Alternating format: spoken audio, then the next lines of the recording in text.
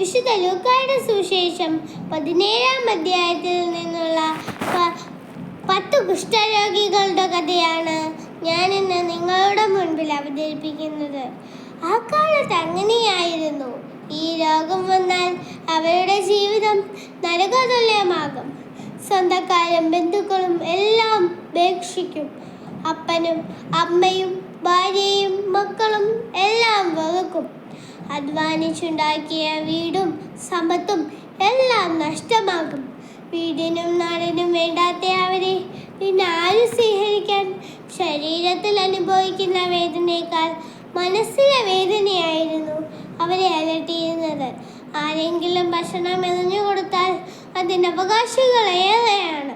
മുറിഞ്ഞു പോകുന്ന ശരീര അവയവങ്ങൾ അവരെ വിരൂപരാക്കിയിരുന്നു. മൂക്കില്ലാത്തവർ, കൈയില്ലാത്തവർ, കണ്ണില്ലാത്തവർ, കിട്ടുന്ന തുണി കൊണ്ട് നാണം മറച്ച് ആരും എത്തി നോക്കാത്ത ഏതെങ്കിലും ശവക്കൂനകളിൽ അന്തിയുറങ്ങുന്ന പാവങ്ങൾ, കുഷ്ഠരോഗികൾ.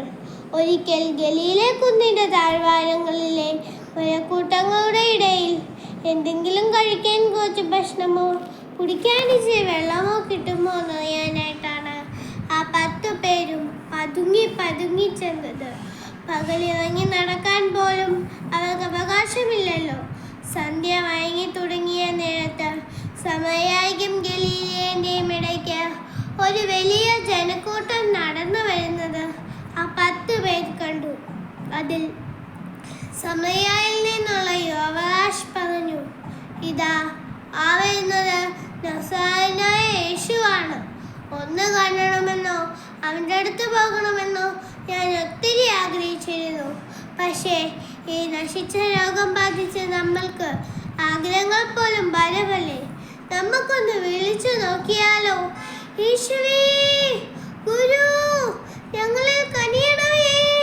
യേശുവേ, ഗുരു, ഞങ്ങളിൽ കനിയണമേ!" ആ വിളിയുടെ ദയനീയത ഈശോയുടെ കാതുകളിൽ പതിച്ചപ്പോൾ അവിടെ നിന്ന് ശാന്തമായിട്ട് അവരെ ഒന്ന് നോക്കി. കണ്ടാൽ അവയ്ക്കുന്ന മനുഷ്യരെ അടുത്തേക്ക് വിളിച്ചവൻ പറഞ്ഞു, "ഹോയ്, നിങ്ങളെ തന്നെ പുരോഹിതന്മാർക്ക് കാണിച്ചു കൊടുക്കുവിൻ." തിരിഞ്ഞു നടന്നപ്പോൾ അവർക്ക് സത്യം മനസ്സിലായി. തങ്ങളുടെ ശരീരത്തിൽ നിന്നും രോഗം മാറിയിരിക്കുന്നു. ഭരിത്ത് ഗണമായിരുന്ന ശരീരം തൊലിവന്ന് മൂടിയിരിക്കുന്നു. മുറിഞ്ഞുപോയ ശരീരഭാവങ്ങൾ കൂട്ടിച്ചേർന്നിരിക്കുന്നു. സന്തോഷം കൊണ്ടവർ തുള്ളിച്ചാടി. നഷ്ടപ്പെട്ടെന്ന് കരുതിയ ജീവിതം തിരിച്ചു പിടിച്ച സന്തോഷത്തിൽ അവർ പരിസരത്ത് കൂവി വിളിച്ചോടുകയായിരുന്നു. പക്ഷേ യോവാഷിന് അവരോടൊപ്പം പോകാൻ കഴിഞ്ഞില്ല. തന്നെ സുഖപ്പെടുത്തിയവനെ തേടി അവൻ തിരികെ ഓടി.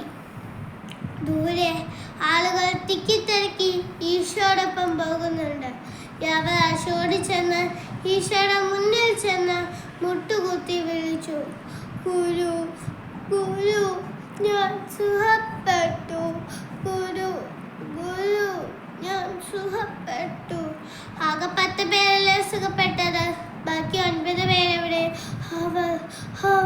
അതിൽ മറുപടി പറയാതെ കണ്ണുനീർ വാർത്ത് നിൽക്കുന്ന മനുഷ്യൻ നമ്മെ നോക്കി ചോദിക്കുന്നുണ്ടാവും. കിട്ടിയ അനുഗ്രഹങ്ങൾക്ക് നന്ദി പറഞ്ഞ കുഷ്ഠരോഗിയെ പോലെ നമുക്കും ഈശോയ്ക്ക് നന്ദി പറയാം.